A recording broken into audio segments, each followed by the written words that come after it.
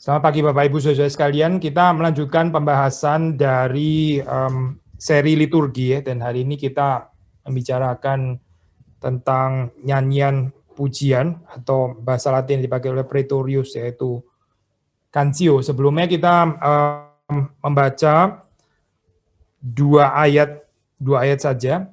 Kita membaca dari Yakobus pasal yang kelima. Mari kita membaca Yakobus. Yakobus pasal yang kelima, kita membaca ayat yang ke-13. Kalau ada seorang di antara kamu yang menderita, baiklah ia berdoa. Kalau ada seorang yang bergembira, baiklah ia menyanyi. Since hari ini adalah minggu letare ya, ini letare Sunday, dan ayatnya itu dari Yesaya 66, kita membaca ini 66 ayat 10 ya. Bersukacitalah letare, bersukacitalah bersama-sama Yerusalem dan bersorak-soraklah karenanya. Hai semua orang yang mencintainya. Bergiranglah bersama-sama dia segirang-girangnya. Hai semua orang yang berkabung karenanya. Demikian pembacaan firman Tuhan, mari kita masuk di dalam doa. Tuhan berkati perenungan firman pada pagi hari ini, Engkau yang hadir di tengah-tengah kami.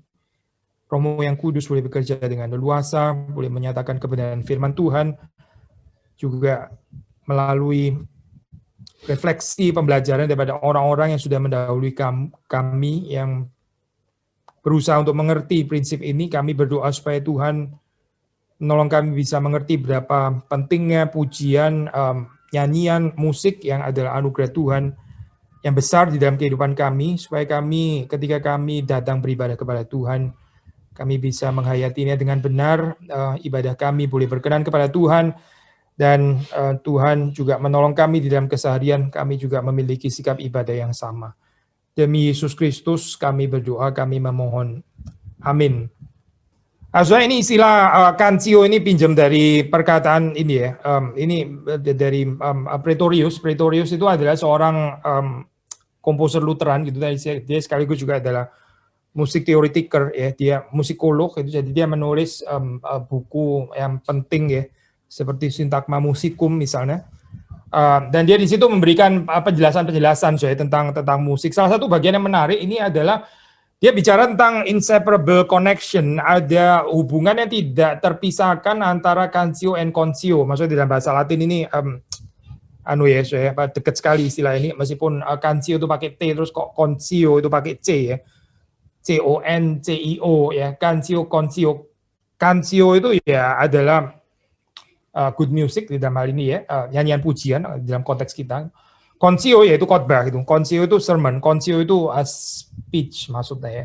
Jadi menurut Michael Pretorius, dia mengatakan dua hal ini ya, Cancio and Concio. Ini adalah, saya kutip, ini diperlukan, lalu terus kemudian kutipan, yaitu for the complete and finished perfection of the divine liturgy. Untuk complete and finished perfection of divine liturgy, kita perlu Cancio and Concio, bukan cuma Concio, bukan cuma good sermon, tapi juga good music ya. Dia bahkan menjelaskan ini dengan pendekatan, maksudnya pendekatan teologis ya. Dia bilang ini ya, dia berbicara tentang twofold end of man, twofold end of man. Ya, so waktu kita membicarakan tentang the end of man itu ini ya, so kita nggak boleh memutlakkan ya, so pokoknya bagaimanapun yang betul harus selalu Westminster gitu misalnya ya. Saudara baca Genevan Catechism jawabannya berbeda so ya dengan Westminster gitu, dan kalau kita membaca Pretorius ada aspek yang lain. I think di dalam hal ini so ya kita bisa membicarakan dari berbagai macam angle gitu, whether jawaban yang mengatakan to glorify and enjoy God ya, Westminster, atau Genevan Catechism Calvin ya, to know God ya, to know God, to worship Him, atau seperti di sini dikatakan oleh Michael Pretorius ya, twofold end of man itu adalah to seek and recognize the truth. Bahasa Latinnya itu pakai istilah veritas inquisitio ya, so, inquisition of truth. Inquisitio itu bisa diterjemahkan juga menjadi investigation. Kalau diterjemahkan dalam bahasa Inggris agak sedikit bebas ya, to seek and recognize ya. Orang investigate ya, mencari kebenaran ya. John Paul Kinghorn sudah mengatakan kekristenan, kita orang-orang Kristen itu harusnya adalah menjadi truth seeking community. truth seeking community. Betul, kita juga adalah boleh dibilang adalah truth finder ya, atau lebih tepatnya Tuhan yang memperkenalkan, yang reveal the truth itu kepada kita ya. Kita ini adalah orang-orang yang menerima truth, tapi meskipun kita sudah menerima truth, kebenaran, kita still ya seeking the truth. Ini ada aspek already and not yet, jangan sombong ya, jangan judgmental dengan memposisikan diri sebagai orang yang sudah tahu seluruh kebenaran. Itu orang congkak, orang arogan. Maka di sini waktu dikatakan to seek and recognize the truth, ini bukan di dalam pikiran hitam putih dalam arti bahwa oh dulu saya seek the truth, sekarang saya nggak seek the truth lagi karena saya sudah menemukannya gitu misalnya ya. Itu konsep yang kacau balau ya. Again, I think ada certain beauty waktu kita bilang truth seeking community. Atau dalam bahasa Pretorius dia bilang ini ya, to seek and recognize the truth seumur hidup kita tentunya. Ini yang pertama, dia bilang twofold end of man. Yang pertama adalah veritas inquisitio, investigation, inquisition, atau seeking and recognizing the truth. Yang kedua adalah to choose virtue. Virtutis electio, to choose virtue. Sekali lagi ya, what is the twofold end of man menurut Pretorius adalah to seek and recognize the truth, ya, inquisition atau investigation of truth. Yang pertama, yang kedua adalah choosing virtue atau memilih kebajikan. Dan dengan kata lain, ini apa kita bisa mengatakan highest truth itu adalah knowledge of God. Jadi very Calvinian ya di dalam hal ini ya. By the way, ini orang-orang Lutheran khusus saya ini ya Pak, teolog-teolog yang membicarakan tentang musik di dalam post reformasi itu ada banyak pikiran yang dekat dengan pikiran Calvin ya, selain juga dengan pikiran Luther gitu. Perhaps ini ya nggak harus dipengaruhi secara langsung, tapi di dalam kepentingan ini ya Pak, penekanan di dalam spirituality, pietism, pietas dan sebagainya. Dan Calvin kan juga sangat menekankan itu. Nah ini kita melihat another irisan gitu dengan tradisi reform gitu ya, knowledge of God ya, highest truth itu adalah knowledge of God, pengenalan akan Allah. Lalu apa itu highest virtue, kebajikan yang tertinggi ya, kalau menurut Pretorius itu adalah memuji Allah. Dekat ya, saya mirip dengan Westminster juga ya, to glorify God itu highest virtue kalau menurut Pretorius. Nah, kita kan hari ini membicarakan tentang nyanyian pujian. Nyanyian pujian itu bicara tentang pujian. Maka di sini ya, di dalam pengertian Pretorius ini termasuk highest virtue. Sudah di dalam pengertian teologi yang benar, sound teologi itu a truth nggak pernah terpisah dengan virtue. Ya. Virtue juga tentu saja nggak pernah terpisah dengan truth. Truth nggak bisa dipisahkan dari virtue. Kebajikan dan kebenaran itu satu paket. Ya. Kalau kita hanya one-sided di dalam hal ini ya, kita menciptakan teologi yang berbahaya sebetulnya. Jadi orang yang cuma ada good sermon, tapi dia nggak ada good music ya, itu dia menciptakan liturgi yang sebetulnya itu melenceng ya di dalam hal ini. At least menurut ini ya pandangan Pretorius yang kita percaya ini adalah pandangan yang biblical. So dengan kata lain, waktu kita membicarakan the end of man, ini tujuan hidup manusia gitu adalah to know God and to praise Him. Mengenal Allah ya, seperti Calvin bilang juga di dalam Genevan Catechism, dan to praise Him seperti dikatakan juga again oleh Calvin dan juga di Westminster. Jadi ini banyak sekali irisannya gitu ya, to know God and to praise Him. Dan menurut Pretorius ya, dua hal ini ada di dalam good biblical sound church liturgy. Sekali lagi ya, jadi worship kita ini adalah cicipan dari kekekalan ya memang ya. Ini kan the end of man. Memang istilah the end itu kita bisa bicara the end as the end, the finish gitu ya. The goal maksudnya, the purpose ya, tujuan. Tapi juga bisa bicara tentang akhir kan saya. Akhir in the sense of tadi tujuan gitu ya. Kalau di dalam bahasa bahasa lain pakai istilah telos misalnya ya. Tujuan end di dalam pengertian akhir gitu. Tapi ini kita cicipi di sini dan sekarang, yaitu apa sih? Mengenal Tuhan dan juga memuji Dia. Ya. Again, liturgi yang baik itu mestinya menghadirkan ini. Nggak cukup hanya dengan memberikan makanan kepada jemaat yang membawa mereka kepada knowledge of God, tapi nggak menggerakkan kita untuk praising God. Saya sering berkata kepada, bukan sering lah, sering agak relatif lah ya, oke lah, pernah lah katakanlah ya, berkata kepada mahasiswa teologi saya waktu masuk seminari, mulai bikin paper dan sebagainya, urusannya dengan ya dunia akademik dan sebagainya ya. Hati-hati saya dengan nggak ada moment of contemplation, momen untuk mengagumi keindahan firman Tuhan, tapi terus jadi dikejar tayang gitu ya, kejar tayang paper, kejar tayang ujian lah. Kita hamba Tuhan juga bisa kejar tayang khotbah by the way gitu ya, semuanya serba kejar tayang gitu. Tapi itu bukan kekristenan saya. Kekristenan itu ada momen untuk mengagumi the beauty of the Lord. Ada momen untuk mengagumi the glory of God. Dan ini saya khususnya kita ini tempat ya bicara di dalam pujian ya. Di dalam nyanyian pujian. Pretorius itu seorang Lutheran, dia seorang Lutheran, dan kita bisa belajar di tradisi reformatoris ini ya, both Lutheran and Calvinis, maksudnya Reform dan Lutheran. Luther sendiri juga ada menulis tentang musik, ya. Ini Luther itu ya kalimat-kalimatnya seringkali memang bombastis ya, mungkin salah satu kalimat bombastis ya, next to the word of God, music itu is the highest gift yang Tuhan itu berikan kepada manusia, next to the word of God, setelah Alkitab, setelah firman Tuhan ya menurut Luther ya, ini yang paling tinggi yang diberikan Tuhan kepada manusia itu adalah musik ya, saudara nggak mendengar dengan salah, menurut Luther itu adalah musik ya. Tapi yang penting menurut kita mungkin bukan ini setuju atau nggak setuju, ngawur kayaknya orang ngomong seperti ini gitu ya, mana bisa bukannya gereja gitu ya, bukannya saudara seiman gitu misalnya, bukannya ini dan itu dan apa gitu, ya mungkin yang lebih penting untuk kita adalah bukan masalah setuju atau nggak setuju dengan statement ini kali ya, tapi mengapa Luther mengatakan demikian? Mengapa Luther mengatakan demikian? Nah ini saya di dalam pikiran Luther ya itu gospel, evangelium itu kan good news ya, itu kan joyful news. Jadi ini tentang joy. Ya memang saya di dalam pikiran Luther agak ada reduksinya ya, waktu dia membicarakan musik itu adalah seni sukacita gitu. Musik itu brings joy, dan karena itu dekat sekali saya dengan gospel gitu ya. Gospel itu membawa sukacita, musik membawa sukacita, as simple as that. Waktu kita mendengar musik, kita ada sukacita, dan itu seperti membawa kepada sukacita Injil. Nah, kita memang di dalam ini ya, saya ini tradisi, mungkin khususnya tradisi Reform kita kan lebih skeptical gitu ya.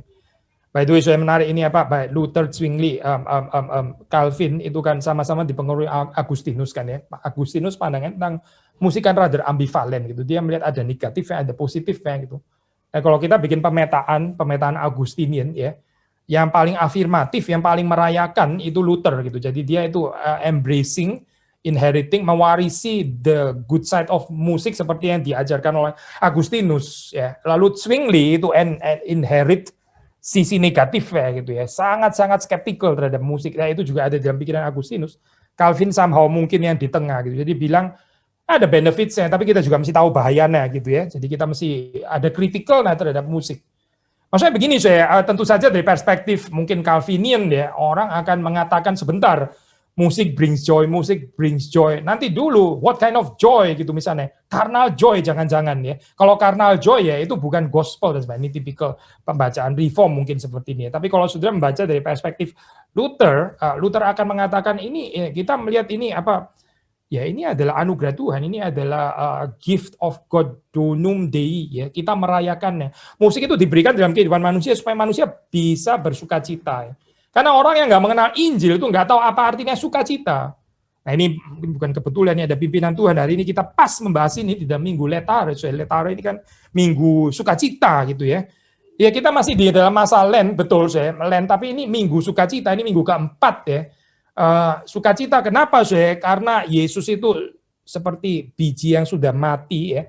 Dan tadi seperti fotum kita mendengar pembacaan Alkitab yang mati itu ya, terus kemudian baru setelah mati, terus kemudian baru bisa itu berbuah gitu ya. Fruitful karena mati, ada kematian itu ya. Maka ada buah yang keluar gitu. Dan ini kita bersukacita untuk hal ini. Nah ini adalah berita Injil ya. Seperti yang tadi kita baca di dalam Yesaya pasal yang ke-66 ayat 10. Jadi again, Luther akan sangat menekankan dimensi sukacita dari musik ini ya. Musik bukan cuma sekedar salah satu daripada seni gitu, tapi bagaimana melihat musik ini di dalam perspektif Injil sukacita yang dari Tuhan. Tapi musik ya, to be fair, menurut Luther juga bukan hanya tentang sukacita saja gitu. Dia mengatakan musik ini next to the word of God.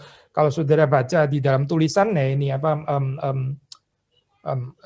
ini tentang pujian tentang musik ya, itu ada di dalam tulisannya, di dalam konteksnya itu kita bisa membaca kalimat dekat ya dengan itu apa. Dan dia mengatakan seperti ini saya, musik ya, saya kutip ya. Musik itu adalah is a mistress and governess of those human emotions. Musik itu adalah apa ya, nyonya ya. Dia adalah yang memerintah dari emosi-emosi manusia itu gitu. Luther bahkan mengatakan ini adalah the most effective means. Ini adalah alat, sarana, ya instrumen yang paling efektif yang bisa ditemukan oleh manusia. Untuk apa ya? Saya kutip lagi ya. To comfort the sad, to terrify the happy. Menarik ya. Bukan cuma to comfort the sad, tapi juga to terrify the happy. Orang happy mesti di-terrified. Ntar kita jelasin ya, apa ya maksudnya. Sudah happy kok malah di-terrified. Atau iri atau yang terrified atau bagaimana ya. To encourage the despairing, to humble the proud, to calm the passionate, or to appease those full of hate. End quote. Jadi saya di dalam konsep Luther bukan cuma orang sedih, bukan cuma orang yang di bawah yang mesti dihibur ke atas gitu ya, di comfort, tapi juga orang yang happy, meaning ini bicara carnal happiness sebetulnya gitu. Jadi bukan nggak ada tempat saya, ini bukan nggak ada pembedaan di dalam pikiran Luther tentang holy joy dengan carnal happiness. Sekedar girang-girang menurut dunia gitu. Menurut Luther itu perlu di-terrified deh. Through music menurut Luther. Jadi musik itu ibaratnya begini, saya mungkin pakai istilah yang lebih common ya untuk kita. Orang kadang-kadang tuh excited deh, euforia gitu ya. Bisa ngawang-ngawang di atas ya. Seperti kayak balon yang melayang, mesti ditarik ke bawah ya. Supaya rada membumi gitu. Karena excitement ini menjadikan dia jadi nggak realistis gitu. Euforia, sudah tahu ya. Ada kekristenan yang model euforia, seperti kayak seneng ya. Itu mesti di-terrified ya. Di-terrified kalau menurut Luther, through music. Jadi dengan kata lain, ini musik ini memoderasi. Ya. Nah, kenapa next to the word of God? Kita bisa mengatakan karena musik ini bisa dipakai oleh Roh Kudus ya untuk mengontrol, untuk moderate emosi kita yang seringkali karnal gitu. Emosi karnal by the way, nggak harus selalu yang di bawah, yang di atas juga bisa karnal. Happy tadi ya, itu bisa karnal gitu. Orang tuh excited ya, itu bisa karnal gitu. Orang yang despair, putus asa, ya itu karnal, ya itu. Tapi orang yang too passionate juga bisa karnal. Sudah jangan pikir depresi itu karnal, itu salah. Yang benar itu adalah mesti passionate, full of passion. What kind of passion dulu? Sudah passion yang mana maksudnya gitu? Orang passionate bisa saja ini ternyata karnal passion gitu. Ini menggebu-gebu, tapi menggebu-gebunya secara kedagingan.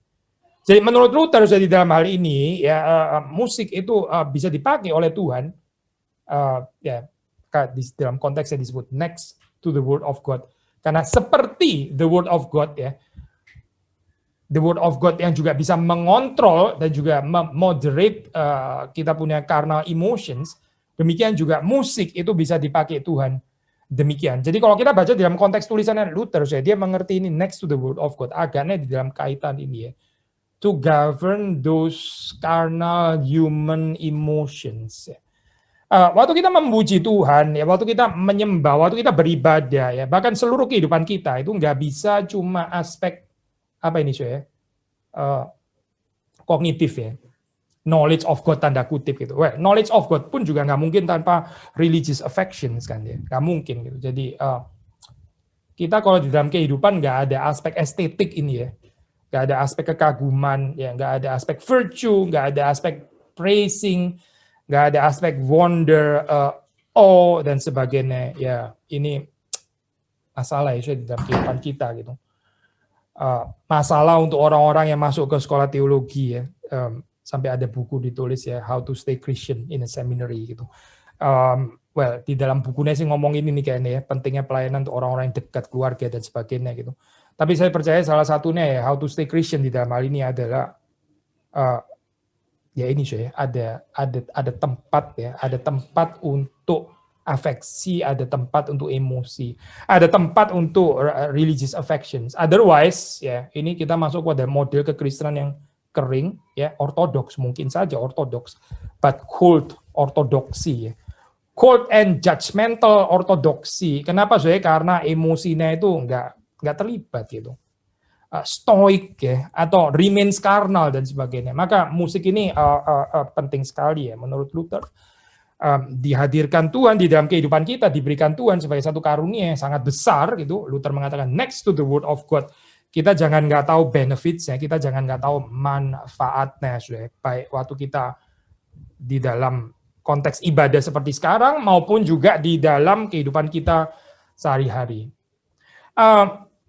Kita bisa belajar juga daripada tulisan ini ya, seorang Jeremy Begbie, ini teolog kontemporer. Ini adalah seorang teolog tapi juga seorang musician, dan dia juga menulis theology of bukan theology of music. Kalau theology of music pengertiannya mungkin bisa agak berbeda ya. Perhaps istilahnya mungkin musical theology gitu kali ya. Musical theology. Jadi bagaimana teologi itu bisa mendapatkan insight juga dari musik ya. Mengapa nggak cukup insight dari firman Tuhan saja, dari kitab suci? Kan sola scriptura loh ya jelas ya sola scriptura. Tapi pembacaan kita tentang scripture itu kadang-kadang ada blind spotnya, dan Tuhan bisa mengingatkan kita melalui musik ya. Khususnya apa ya khususnya musik yang menimba dari estetika kitab suci gitu. Jadi sebenarnya kita tetap belajar dari kitab suci kok. Bukan menjadikan musik itu setara dengan kitab suci, bukan itu ya. Ada banyak hal ya, kita waktu melakukan refleksi tentang musik itu ya, apa yang terjadi dalam musik, dan terus kemudian itu bisa memperkaya kehidupan kita gitu. Dimensi estetik yang ada dalam musik secara khusus ini bisa memperkaya pengikutan kita kepada Tuhan Yesus Kristus. Ya, saya mengutip beberapa ya, sebetulnya ini bahannya banyak sekali tapi kita mengutip beberapa saja gitu ya. Ya ini mungkin pilihan subjektif, maksudnya kalau saudara mau ya saudara silakan baca sendiri ya bukunya itu. Dia tulis beberapa buku itu. Yang pertama kaitan antara musik and the art of patience. Musik dengan seni kesabaran. Saya langsung kutip saja ini kalimatnya seperti ini ya. Because music takes or demands our time and depends on carefully timed relations between notes, it cannot be rushed. It cannot be rushed. It schools us in the art of patience. Certainly, we can play or sing a piece of music faster. Certainly, pasti bisa. But we can do this only to a very limited degree before the piece becomes incoherent. Benar kan ya, Musik itu menolong kita untuk ini school of patience. Karena waktu saudara menyanyi ya, waktu saudara mendengarkan bahkan ya, itu nggak bisa dirush, saudara. Kan konyol ya kalau saudara misalnya ya, let's say lagu hari ini gitu misalnya ya. Tadi kan kita menyanyikan lagu apa saja, cuma contoh ya, by the way ini gitu. Misalnya katakanlah ya, lagu Memandang Salib Rajaku, memandang salib yang agung, ya. Terus kemudian saudara menyanyi memandang salib agung Raja mulia di sana. Saya memecahkan rekor. Saya juara. Gak ada orang yang nyanyi secepat saya gitu ya. I win in the competition of singing the fastest gitu. Kan konyol sudah. Konyol ini gitu. Musik itu bukan itu gitu. Bukan saudara nyanyi secepat-cepatnya terus kemudian saudara rasa wah inilah adalah cara presentasi yang lebih baik. Inilah efektivitas. Bukan efektivitas, mendingan gak usah nyanyi kali sekalian gitu kalau saudara dengar musik juga Beethoven 5 gitu ya, terus saudara pencet fast forward gitu ya. Selesai dalam 1 menit gitu ya. Ini rekor sekali. Saya memecahkan rekor. Rekor apa? Saya mendengarkan first movement hanya dalam 1-2 menit. Gak ada orang seperti saya. Konyol kan itu wong gendeng namanya. Orang gila mendengarkan musik seperti itu. Gak ada orang beli musik terus kemudian dia tekan fast forward supaya apa? Supaya efektivitas. Ini namanya saya sedang redeeming the time because waktu ini adalah jahat gitu misalnya ya. Ya sudah nggak usah denger lah sekalian, nggak usah nyanyi sekalian gitu. Tapi kalau kita sudah menyanyi musik, then better kita ini ya ini di school oleh patience ini gitu. Menjadi seperti Kristus melalui apa melalui sabar listen to music melalui sabar menyanyikan musik. Saya tentu bukan berarti jangan ini ya, nyanyi selama-lamanya ntar bisa jadi cicipan neraka gitu. Itu persoalan lain lagi gitu. Kita nggak mengajar itu. Tapi yang pasti saudara nggak bisa rush itu. Musik itu sangat ada kaitannya dengan time, dan time itu saudara nggak bisa bikin terus kemudian apa itu dikondens demikian rupa ya. Jadi terus kemudian yang 7 menit saudara selesaiin dalam 30 detik dan saudara bilang inilah kristalisasinya. Waktu saya menyanyikan secepat-cepatnya, itu bukan kristalisasi, itu penghancuran musik namanya gitu. Di dalam kehidupan ini, ada banyak hal yang saudara nggak bisa kondens kayak begitu. Saya dulu waktu kecil, saya suka ini ya, saya suka main itu di Jawa Timur ada namanya roti warm ball ya, warm ball namanya, roti warm ball ya, itu gedenya segini, kira-kira gitu. Lalu saya beli ya, saya kepinget ini kayak roti ini kok kayaknya banyak bolong ya, ini keropos dalamnya. Lalu saya tekan, akhirnya jadi cuma secuil segini, ternyata roti warm ball yang gede segitu ya, kalau ditekan itu cuma jadi segini. Lalu terus kemudian ya jadi kayak semacam pil ya, makan selesai gitu. Is that the way untuk menikmati roti warm ball atau apa? Atau saya yang gila atau bagaimana ya gitu? Ini pengalaman masa kecil. Gak cocok lah kalau lu mau kayak begitu terus inilah namanya kondensasi warm ball gitu misalnya ya. Karena yang kropos-kropos itu mesti dijadikan satu semua, ini namanya kristalisasi, karena kita orang reform suka mengkristalisasi gitu ya misalnya. Mendingan nggak usah makan, nggak usah makan gitu. Karena cara menikmatinya bukan itu. Cara menyaksikannya juga bukan itu. It cannot be rushed. Nggak ada gunanya di sini, saudara cepet-cepetin seperti itu ya. Nggak ada yang beautiful dengan saudara secepet-cepetnya seperti itu. That's not the way music itu appreciate di dalam kehidupan kita. So, di dalam hal ini, Becky mau bilang apa? Ini loh, musik ini bisa mengajarkan kepada kita school of patience. Ya. Kalau saudara orang yang nggak sabar, ya, dengarkanlah musik. Ya. Dengarkanlah musik, saudara menyanyilah gitu. Karena menyanyi itu, saudara nggak bisa cepet-cepetin gitu, nggak bisa. Saudara mesti invest di dalam proses itu, maka ya, seperti dikatakan di sini, coherency, ya, carefully time relations between notes, ya, itu sudah bisa mengertinya dengan benar. Tapi kalau di fast forward ya hilang semua lah, itu jadi kakar-karuan musiknya gitu. Jadi nggak menarik. Untuk apa juga kita mendengarkan musik seperti itu? Yang kedua, Begbie juga menginspire kita ya dengan mengaitkan. Ini mirip sebetulnya dengan yang pertama ya. Kaitan music and sacrifice. Musik dan pengorbanan against apa wash over function, wash over tahu ya, wash over sudah tahu, musik seperti kayak air gitu ya, pokoknya sekedar apa menyiram kita, terus kita seperti kayak keranjang, terus kemudian lewat begitu saja, tapi kita jadi bersih gitu, wash over function of music ya. Banyak orang mendengarkan musik ya sebagai background musik dan sebagainya gitu ya, sekaligus lah mendengarkan gitu. Kutipannya ini bukan asli daripada Begbie, tapi Begbie mengutip James Macmillan ya. James Macmillan bilang kalimat seperti ini. Music itu needs us to sacrifice something of ourselves to meet it. We have to sacrifice something of ourselves untuk menjumpainya, and it's very difficult sometimes to do that, especially in the whole culture we're in. Sacrifice and self-sacrifice. Certainly sacrificing your time is not valued anymore. Buang-buang waktu gitu ya, buang-buang waktu.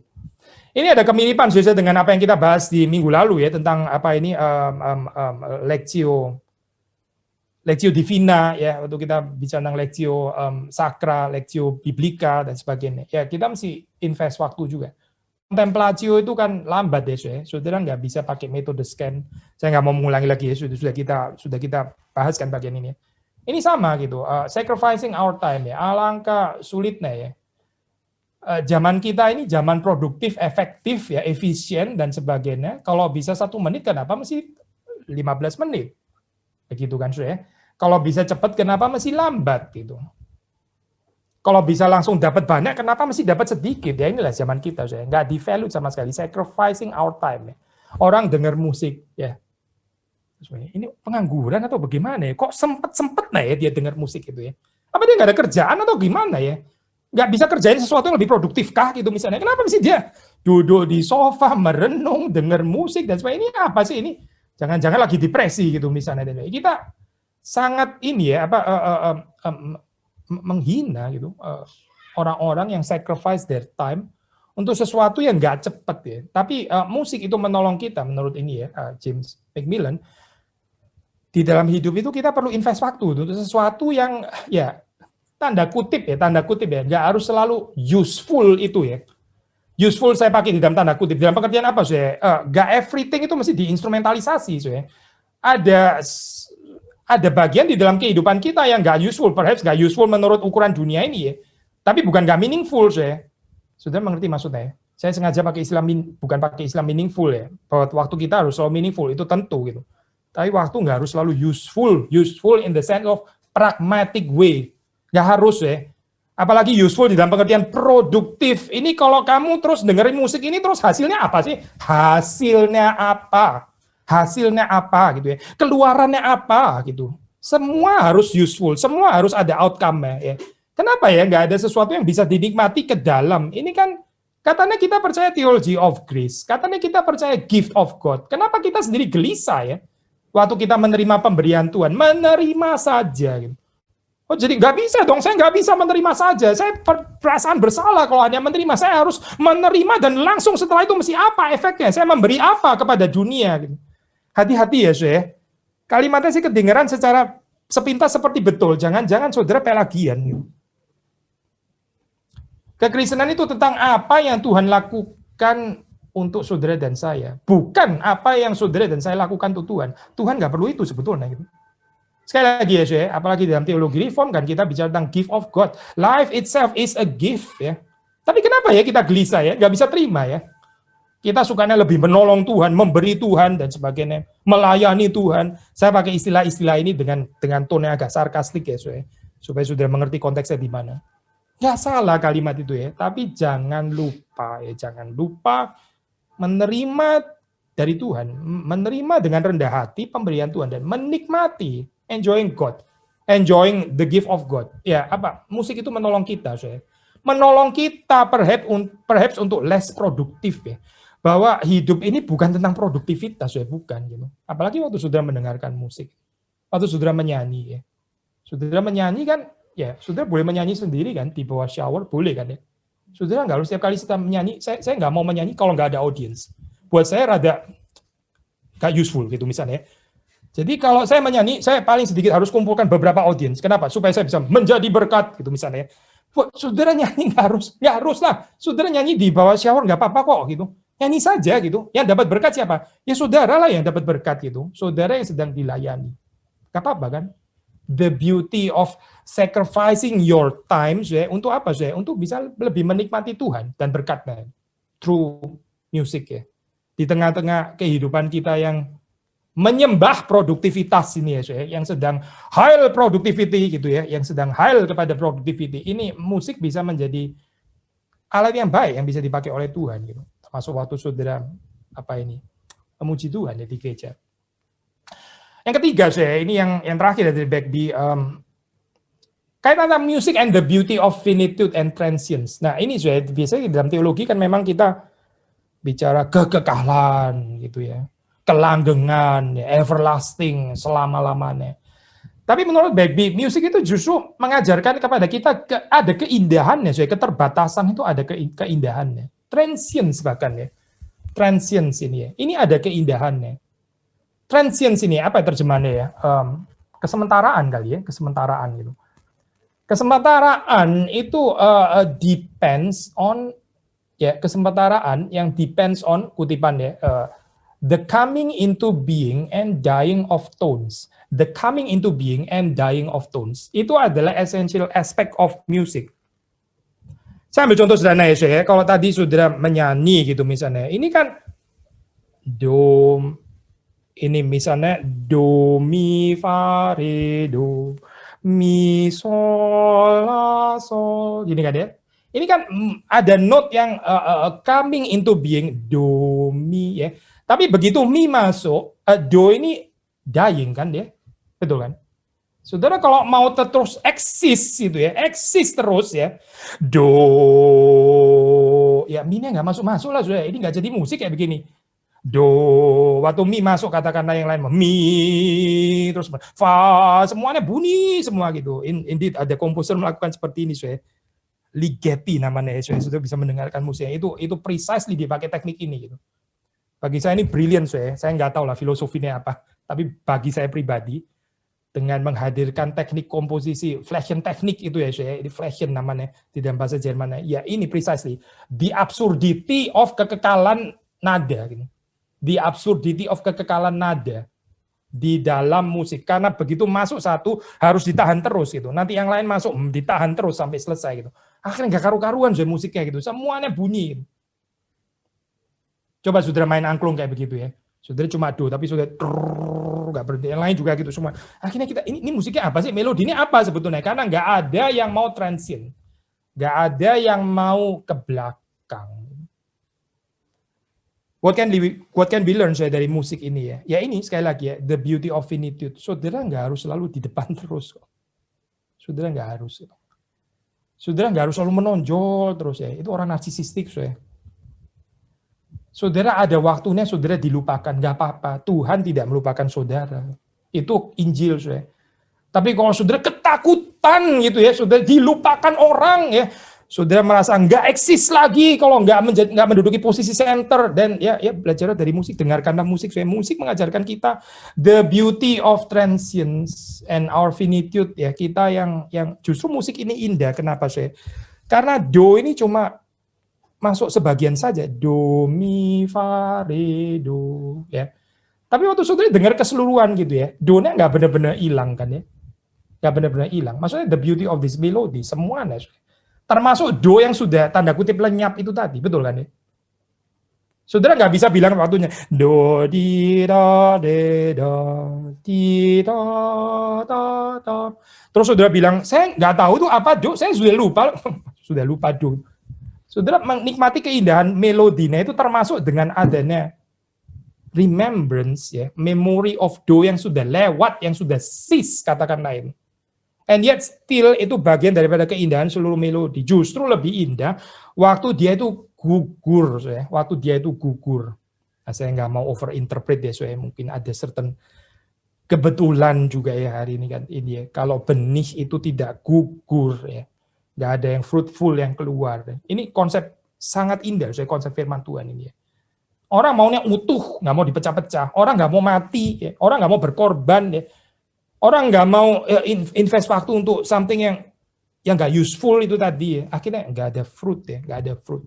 Musik ini menolong kita untuk menghargai keindahan ini, ya. Keindahan transience of note and transience of you and me. Kesementaraannya kita, orang nggak harus ingat saudara sampai selama-lamanya gitu ya. Ingat si Billy Kristanto ini ya, jangan lupa, mesti diperhatikan, dijaga. Kalau perlu kita bikin patung gitu misalnya, supaya orang ingat kita dan ada museum Billy Kristanto atau apa biasanya. Ini orang berhala atau apa sih, saudara? Ini percaya ada kebangkitan setelah kematian atau apa sih sebenarnya gitu? Atau kita nggak percaya sebetulnya? Lalu kalau kita percaya, aplikasinya apa gitu? Orang yang sibuk saya meninggalkan monumen-monumen, yaitu Firaun di Mesir itu, yang nggak percaya itu. Aneh ya saya, karena dia ketakutan gitu. Kalau dia dilupakan, bagaimana mesti monumen yang gede-gede lah, ada apa, ada ikon ini dan itu dan sebagainya. Kenapa? Karena dia ketakutan saya dengan transience. Tapi kekristenan menebus kita daripada penjara ini saya. Benar nggak saya? Sudah ditebus daripada ketakutan ini. Atau kita harus selalu eksis, paling sedikit di medsos misalnya ya, eksis sama ya, untuk orang yang suka eksis di medsos, coba dengarkan musik. Sudah mendengarkan musik, musik itu menolong kita untuk mengerti the beauty of finitude and the beauty of transience.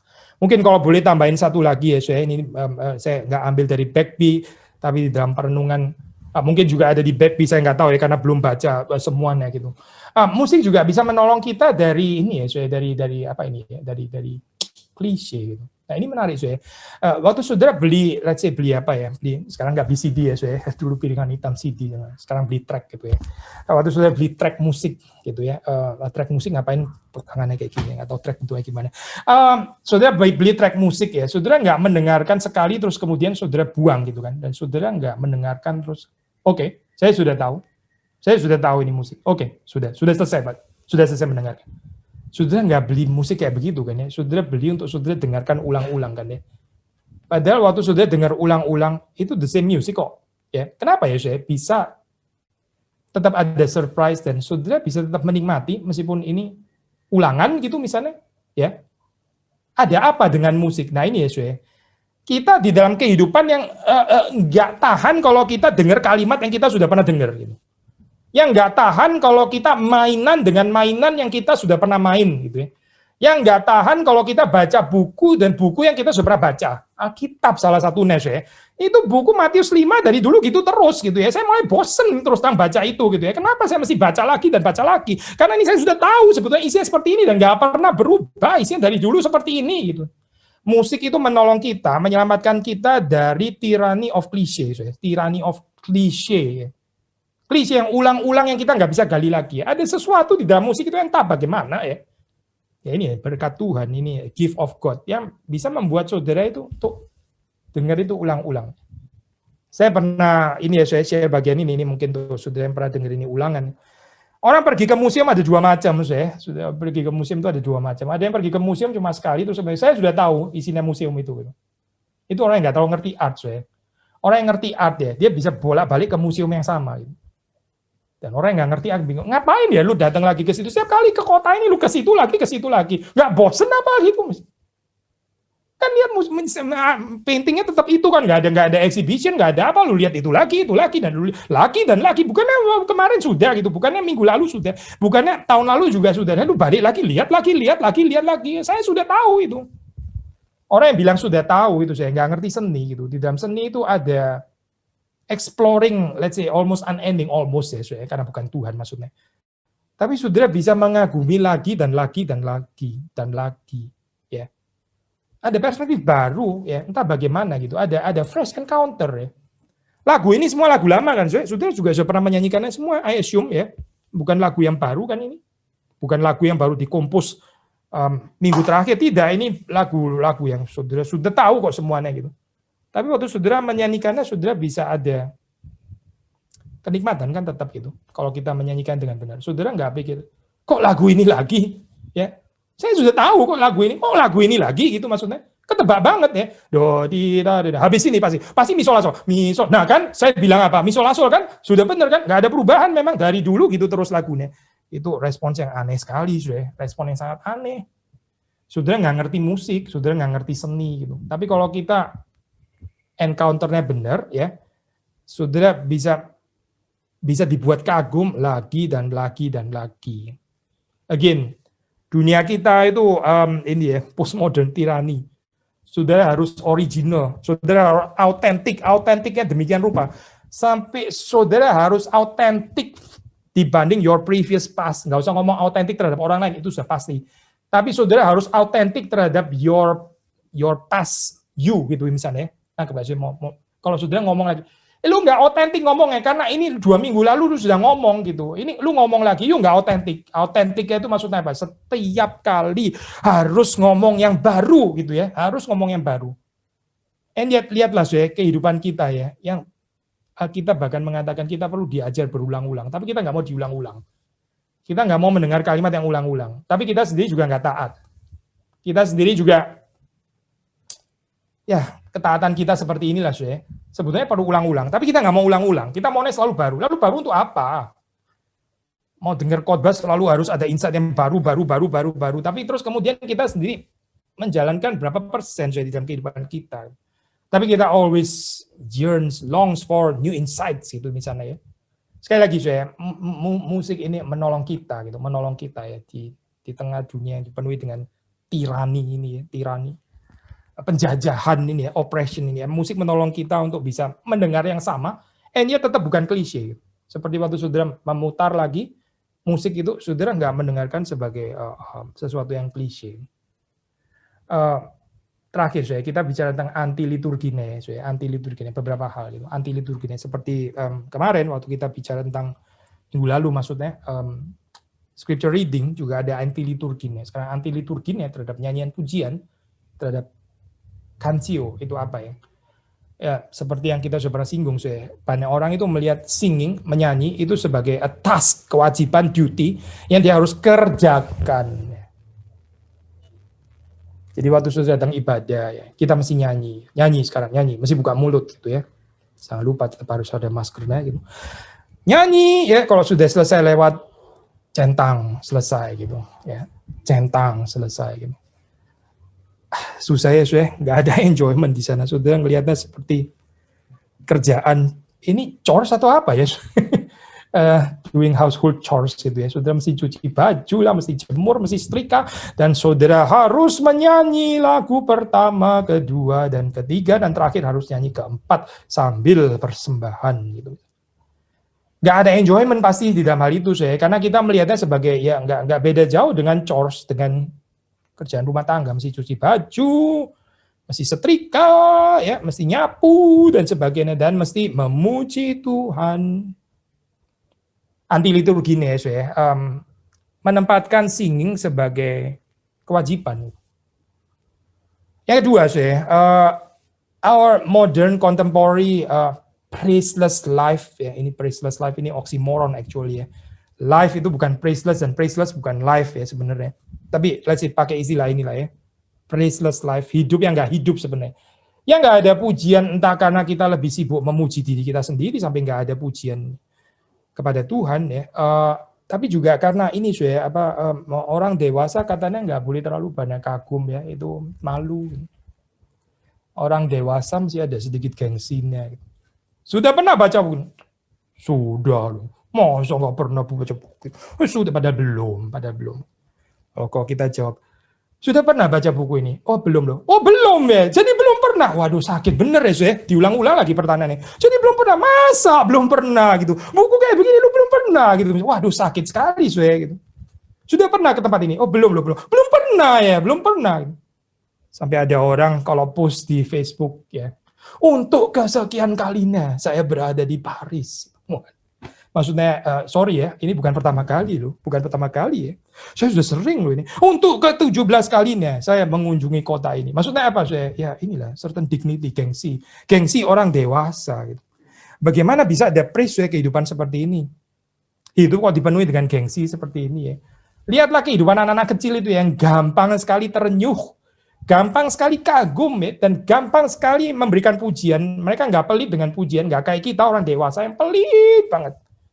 Pelit banget dengan kekaguman, karena kita nggak mau dibilang orang yang baru tahu.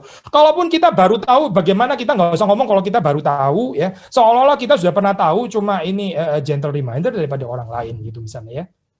Lebih ada dignity untuk kita orang adult.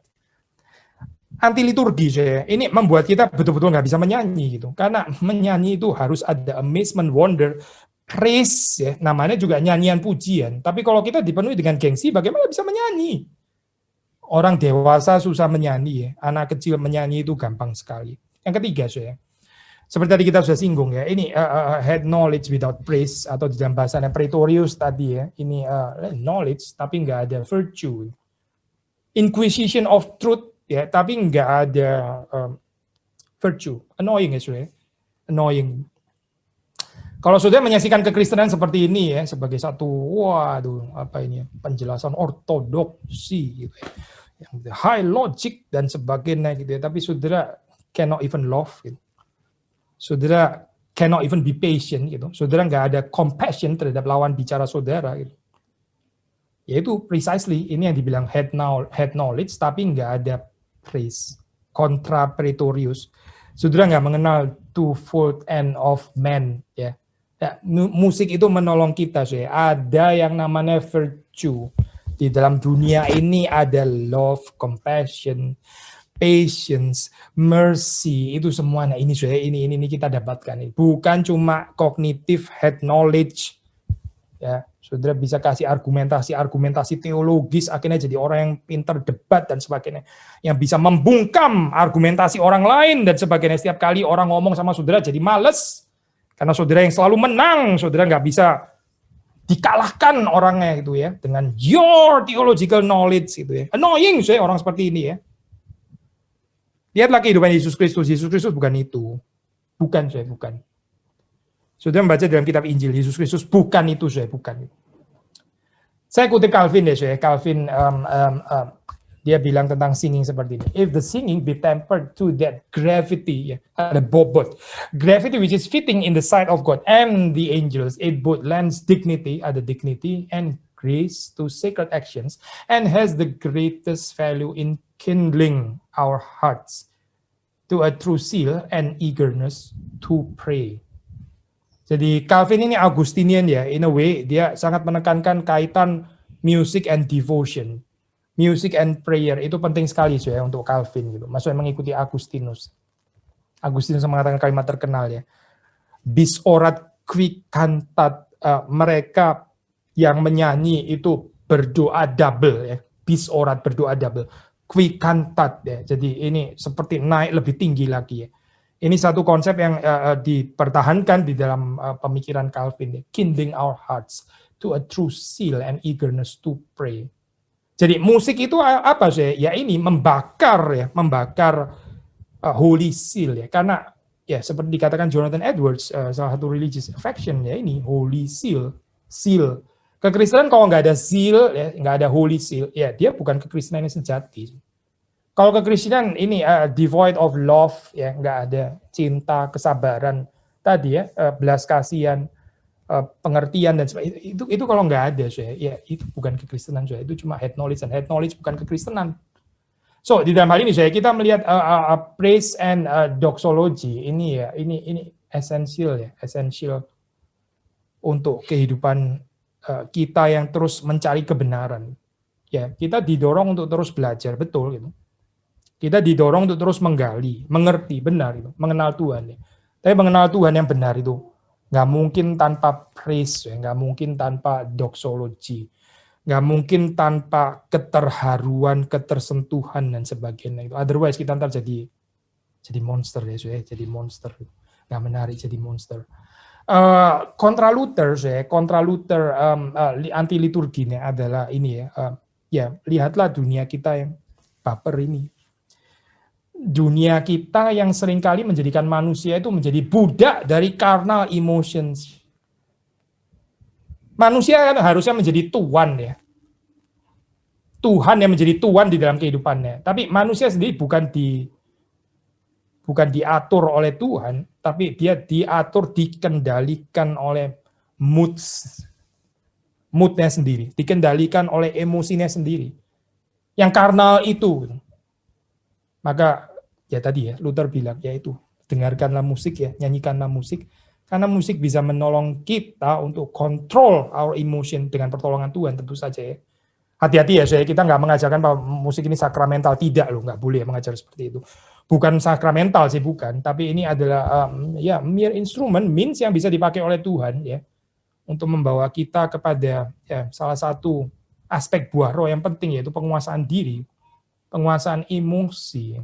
Karena kita seringkali menjadi budak dari emosi kita. Kita seringkali menjadi budak daripada kemarahan kita sendiri. Kita seringkali menjadi budak daripada keputusasaan kita sendiri. Kita seringkali menjadi budak daripada emosi-emosi yang liar itu.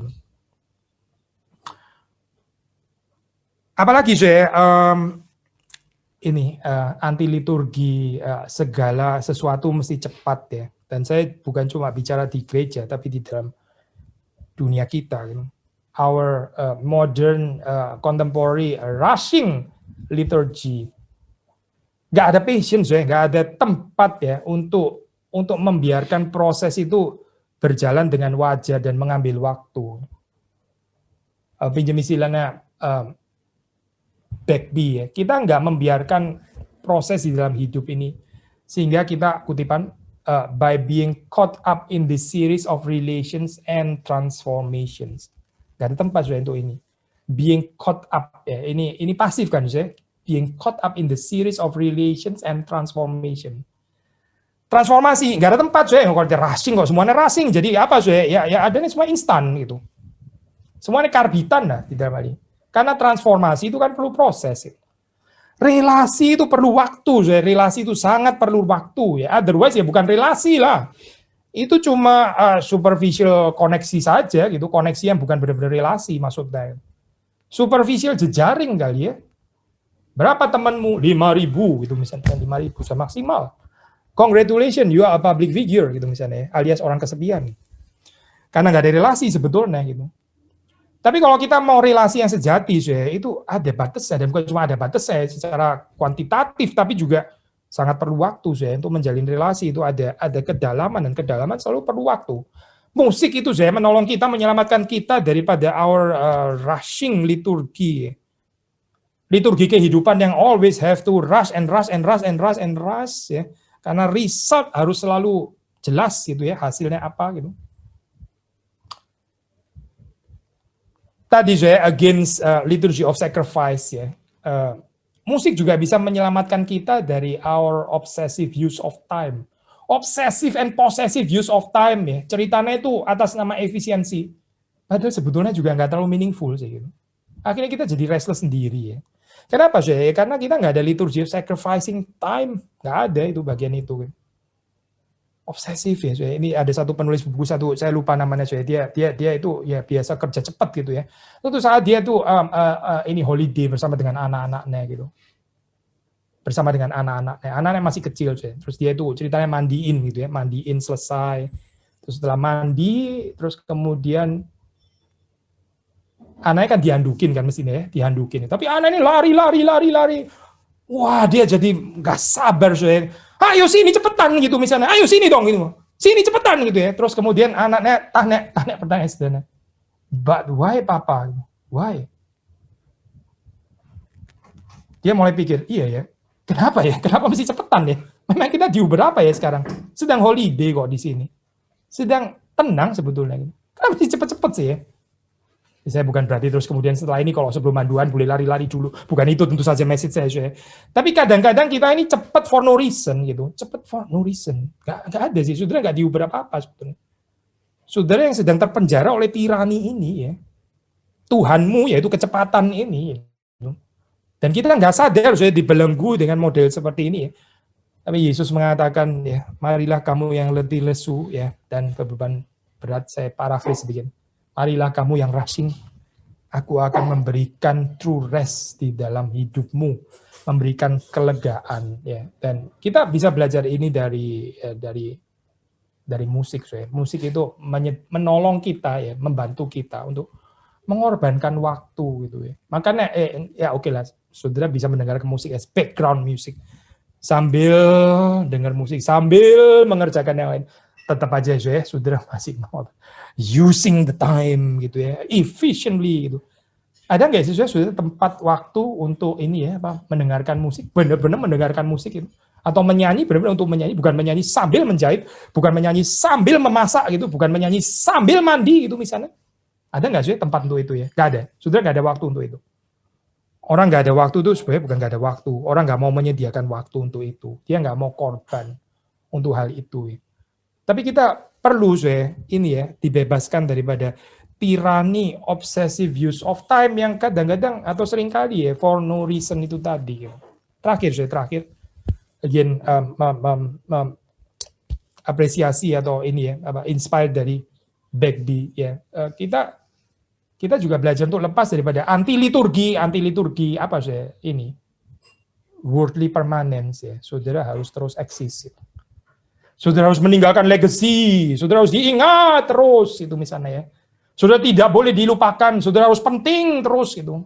Saudara harus selalu tampil sebagai solis gitu. Saudara harus selalu yang memimpin di depan gitu. Saudara harus yang kepala, jangan sampai ke belakang jadi ekor, itu mulai kalah namanya gitu. Ini loh liturgi apa sih ini ya? Liturgi worldly permanence. Permanence yang keliru gitu ya, permanence yang keliru.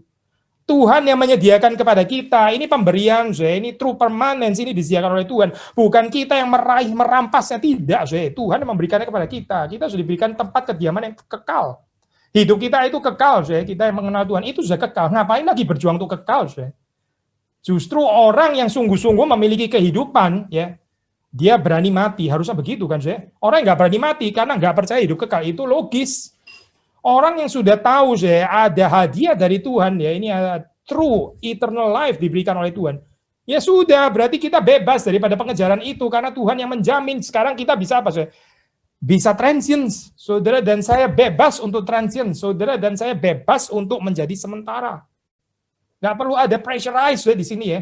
Malah coba perhatikan saya, orang yang eksistensinya itu eksisnya mau selalu lasting ya. Seringkali orang-orang kayak gitu yang seringkali annoying kan saya, annoying saya orang-orang kayak begitu ya. Dia lagi, ini lagi, kayak nggak ada variasi ya. Kok selalu dia ya? Ini insecure atau post power syndrome atau apa ya? Bukan post power, post existence syndrome gitu ya. Dan dia harus selalu ada di sana dan sebagainya. Ini anti liturgi nih, ya. Dunia kita menciptakan liturgi seperti ini. Gitu. Tapi kita ada nyanyian pujian, saya. Kita bersyukur kita ada musik dan musik itu, again to quote Luther, ini adalah pemberian Tuhan. Donum Dei, ya saudara nggak harus setuju, next to the word of God, atau nomor berapa, nggak terlalu penting lah ya. Tapi apa yang kita bisa appreciate ya, apa yang bisa dipakai Tuhan ya, untuk membawa kita semakin menyerupai Kristus. Kiranya Tuhan memberkati saudara-saudara sekalian. Mari kita masuk di dalam doa. Tuhan, kami bersyukur Engkau memberikan kepada di dalam kehidupan kami ini begitu banyak berkat, meskipun kami seringkali telat, kami kurang mengerti, kurang menghargai. Terima kasih Tuhan memberikan kepada kami sungguh-sungguh hidup di dalam segala kelimpahan ketika kami belajar untuk menghitung berkat Tuhan. Dan kami rindu Tuhan supaya kami bisa mengerti keindahan yang Tuhan berikan melalui musik, bukan untuk kami memberhalakannya. Supaya kami belajar untuk semakin melihat kemuliaan yang ada pada Tuhan. Tuhan yang pemurah, Tuhan yang pemberi, Tuhan yang memberikan kepada kami kebahagiaan yang sejati.